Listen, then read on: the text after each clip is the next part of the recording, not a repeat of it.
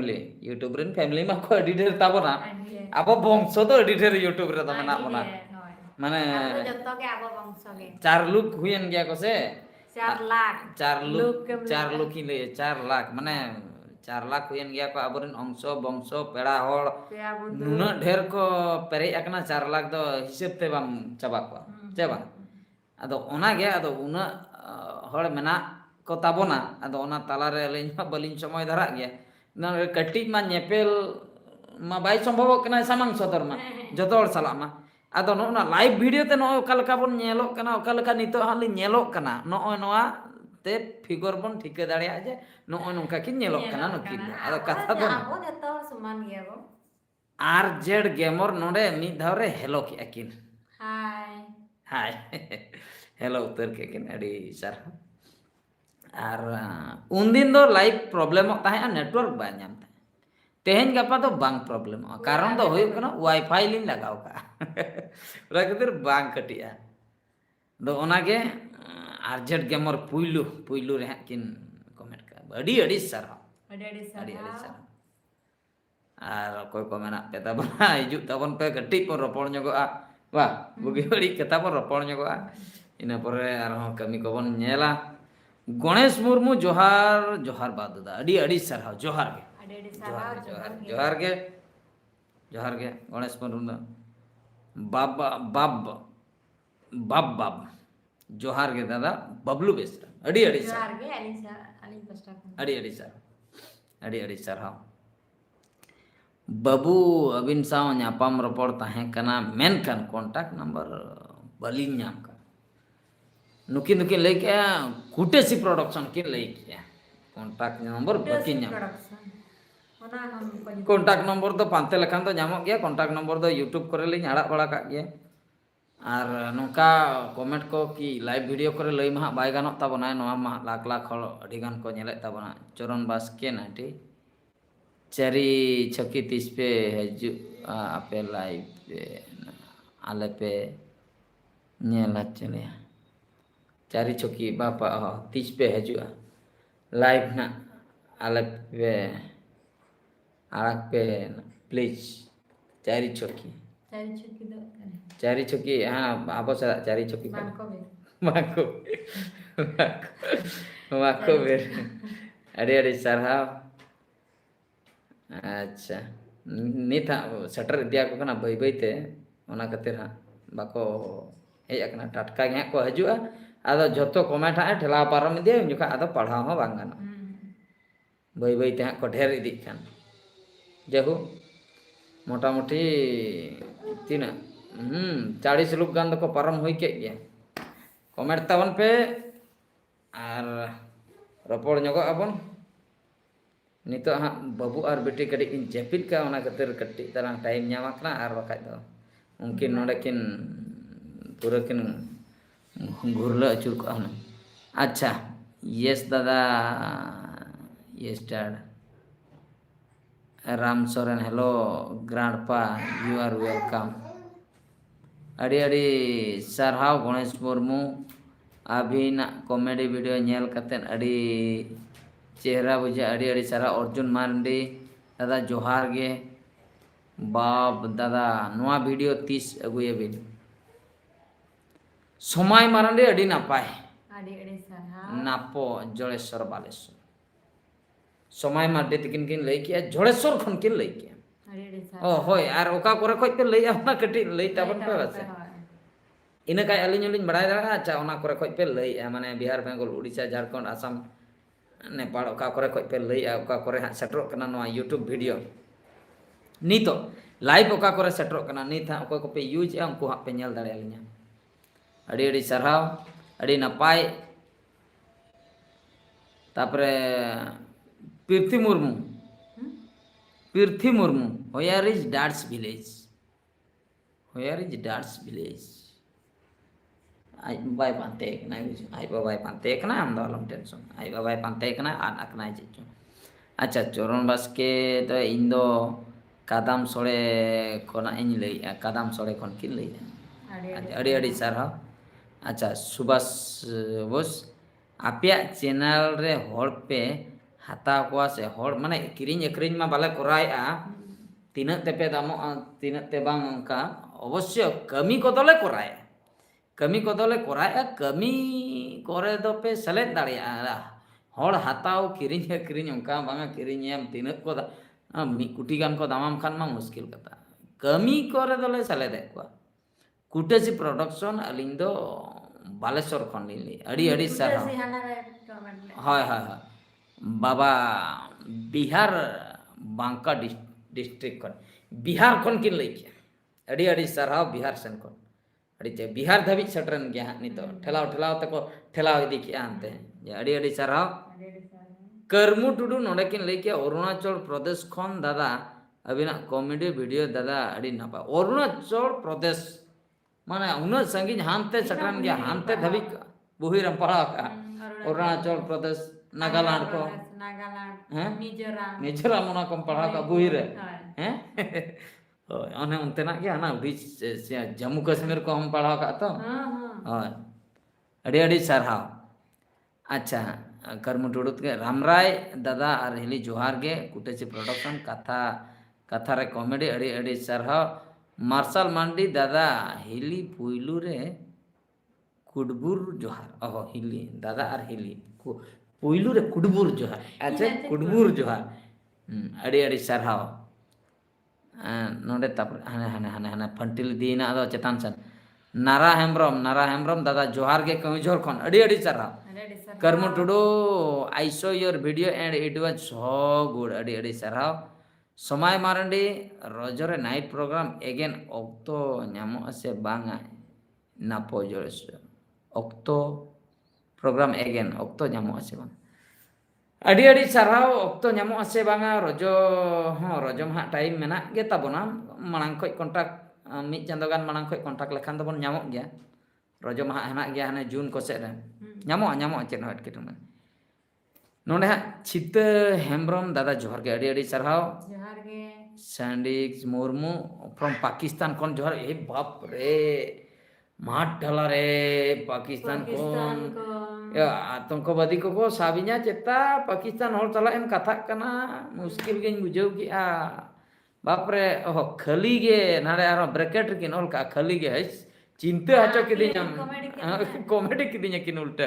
खाली गे चिंता रिन पड़ा लेना आतंकवादी लय को नुई पाकिस्तान होल चला कथा कना बीजी कोड़ा एंटरटेनमेंट नो दादा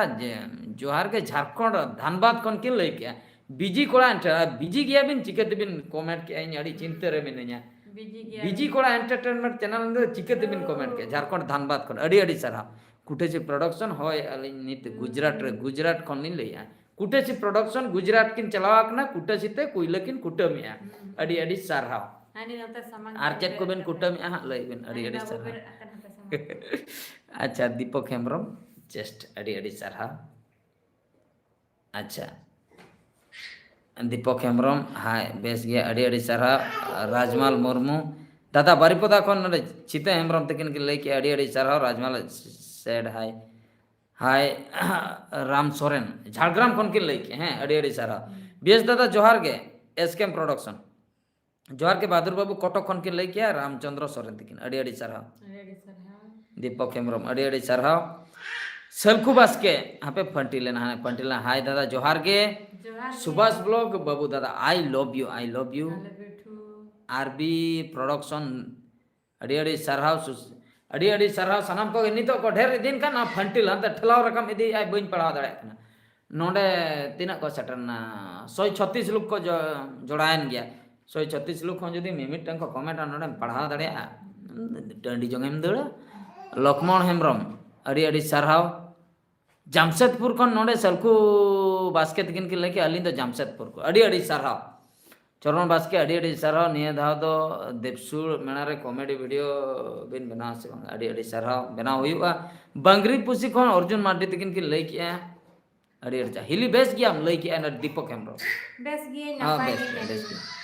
आरबी प्रोडक्शन अड़ी अड़ी सरहाव नामते का वॉइस नपाय नोडे इन दो बिजी कोड़ा नोडे दादा इन 2017-18 खन अबिना वीडियो सा जपड़ाव रे मेना अड़ी अड़ी सरहाव 17-18 खन मेन दो एतहब खन हेना किना नुकिन जपड़ाव रे मामो भणजा तकिन नोडे चेन की लय दादा कॉमेडी वीडियो अड़ी मजा तबिन अड़ी जा मामो भणजा तकिन की लय के अड़ी सरा बबलू बेसरा मुंबई खन की लय किया बबलू बाबा बाबा मुंबई मुंबई को अच्छा अच्छा अच्छा आपको बड़ा बहुत बहुत शुक्रिया सांताल कुड़ी ऑफिस सांताल कुड़ी से कोड़ा सांताल कुड़ी ऑफिशियल सेड हाय जोहार दादा एंड हेली आंक आंक ब्लॉग्स दादा जोहार गे समय मार्डी अबिना कॉमेडी 2024 रे ना बलिन बलि नेल नेल नेल का 2024 ना बाकी नेल का अच्छा चल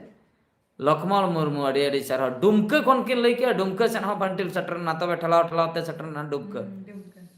कुनु मांडी दादा गापा आले ठन यात्रा हजू पे कुनु ओका ठेन गापा ओका ठेन ओना जायगा बाडाय दरकार ओका ठेन अर्जुन मांडी हाय मा बोया रोल को अड़ी अड़ी सरहाव सांताल कुड़ी ऑफिशियल जोहार के दादा बरिपदा रेचे ओड़ा रे चितम हेम्ब्रम अड़ी अड़ी सरहाव बरपदा से रगे कुटे से प्रोडक्शन इमेज रिट्रैक्ट अड़ी अड़ी सरहाव बीजी कोड़ा जोखन कार्टून वीडियो बना ओना ऑक्तो अच्छा अच्छा अड़ी अड़ी सरहाव कार्टून वीडियो बना ऑक्तो खन नुकिन हा किन नेले अड़ी अड़ी सरहाव अड़ी मरांग फैन कना गितो अड़ी अड़ी base as official Ajay Soren दादा जोहार गे जोहार गे जय हो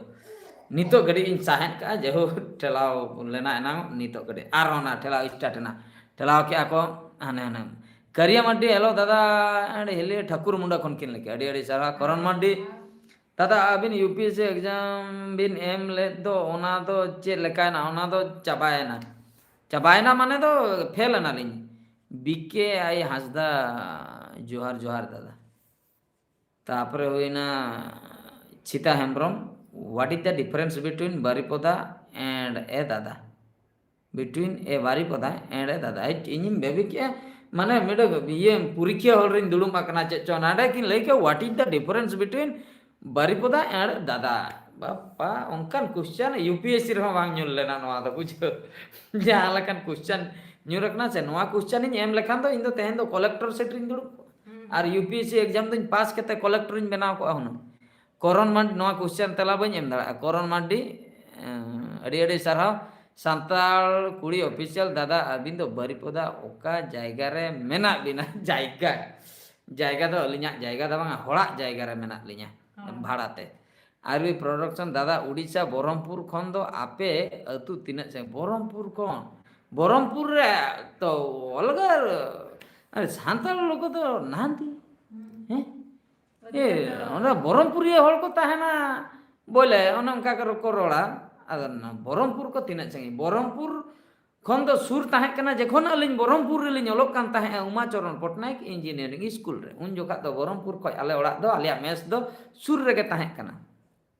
आर नितो दो नाते संगिन रे भोज दिसम रे अड़ी संगिन रे मेना ले Karan Mandi which language did you speak exam dot exam बापा आरहम मारांग क्वेश्चन टी मारांग क्वेश्चन दो बाबा परीक्षा इंटरव्यू ᱧᱟᱢ लेकिन बुझाव के बीजी को एंटरटेनमेंट दादा आई वांट टू नुई मिटन चेत्तर वांट को ऑल के कायना आट के नहीं अच्छा दादा I want to talk to you how do I meet you बापा नुई हो उठी कोड़ाया कुली किदिन तो जो अच्छा तापरे सुनाराम किसको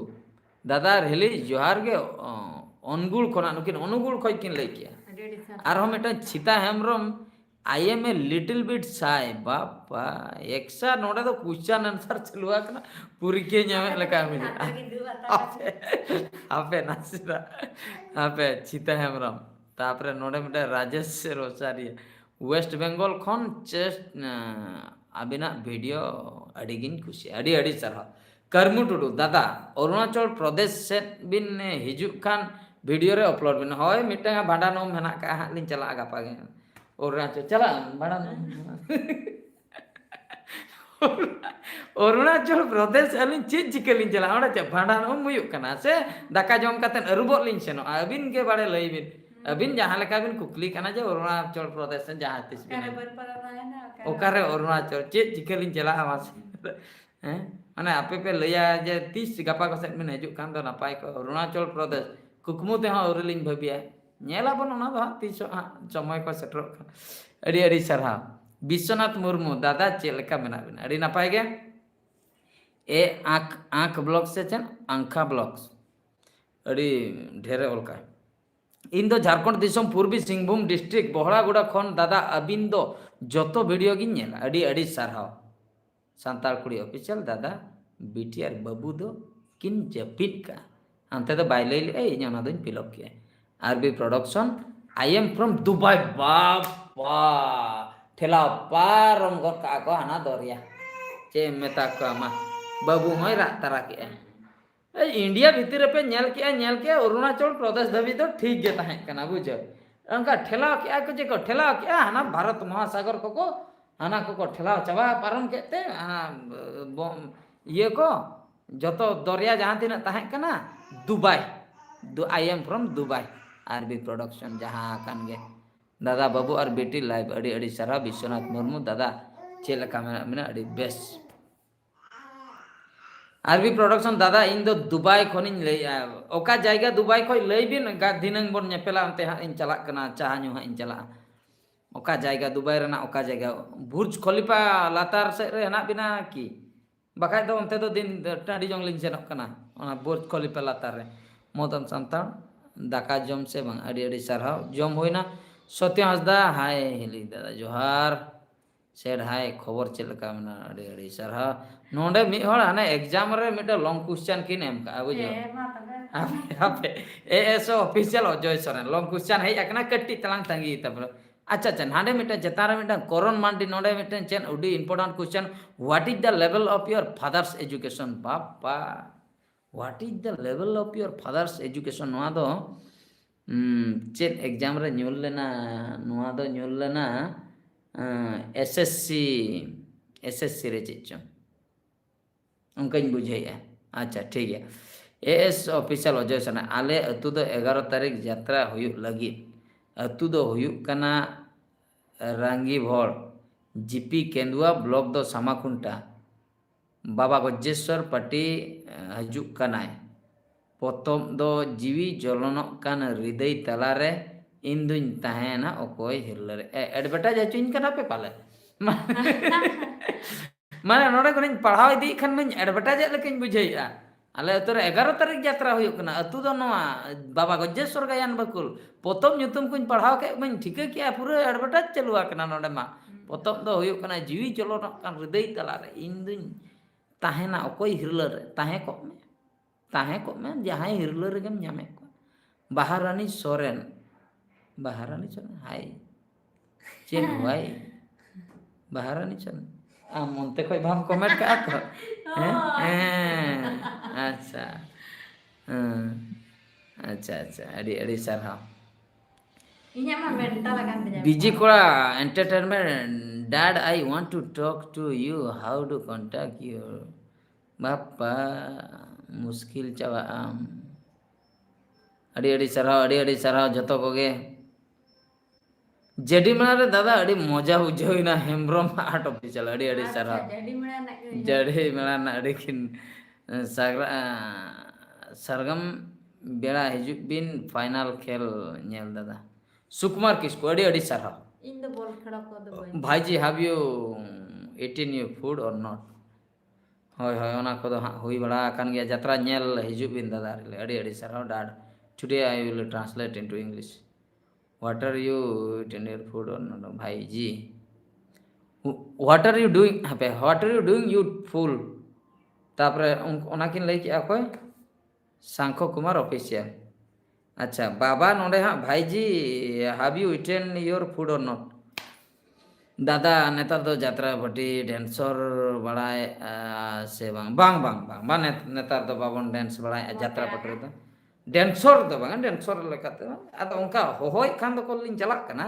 नोंका गेस्ट माने स्पेशल अपीयरेंस जहां बन मता कना आरबी प्रोडक्शन दादा आले अयोध्या बुरु दिसम हजुक बिन पापा सेंद्रा दुलड़ बेटा दुर्गा टुडू ऑफिशियल लुसड़ी स्पॉट हजुक बिन दादा अड़ी अड़ी सारा नोडे चिते हेम्ब्रम हाउ आर यू दादा अड़ी फाइन अड़ी बेस्ट के झतो के अच्छा इनके दरा के 20 मिनट बन हुई ना है इनके धरा के अड़ी गान बन रोपड़ खान उड़ी चेक उतार हाँ पे कुली दीना आलिnya समय पूरा ये लेकिन बुझाओ उतार हाँ आलिnya आलिnya निया भीतर के long question short question answer एम के लेकिन बुझाओ के जहू अड़ी अड़ी खुशी बुझे ना दुबई सेन पे ठेलाव सटर के दुबई करे खय को कमेंट के अरुणाचल प्रदेश खय को कमेंट के अड़ी अड़ी सरहाव आर मिटम मा भूलते हानते पे ठेलाव सटर ले पाकिस्तान खय उनते खय हम को कमेंट ले मेनखान तायम ते हां ब्रैकेट रे ऑल ले खाली गे नाते चलाए ना हानते नाते बरमपुर सेन खय नाते हम केवजर फेवजर गोटा जहू अनुगुल फनुगुल गोटा जहू कवर ना मेनते इन बुझाव के ना भारत जगत अब यूट्यूब एसोसिएशन पास्टा खय अड़ी अड़ी सरहाव सनाम को गे और तेहना खेलोड हेपरा दो नोडे गिलिन मुचादिया और हम नंका गे आगाम दिन रे जुदी गुजु पंचा बन ताहेना तबे दो दारायकान बच्चर और बंग दारायकान दिन रे नंका गे बन नेपेलाबन नंका गे बन दारायकान चांदो दारायकान दिन रे नेपेलाबन रफोड़ाबन अड़ी अड़ी सरहाव मानकान बेस रे ताहेन ताबन पे बेस रे रस्क रमज रे ताहेन ताबन पे अलिन हो ताहे बकरा लिन चेष्टाया मानकान मुचे रे सनाम को गॉड जोहार इनके धरा गे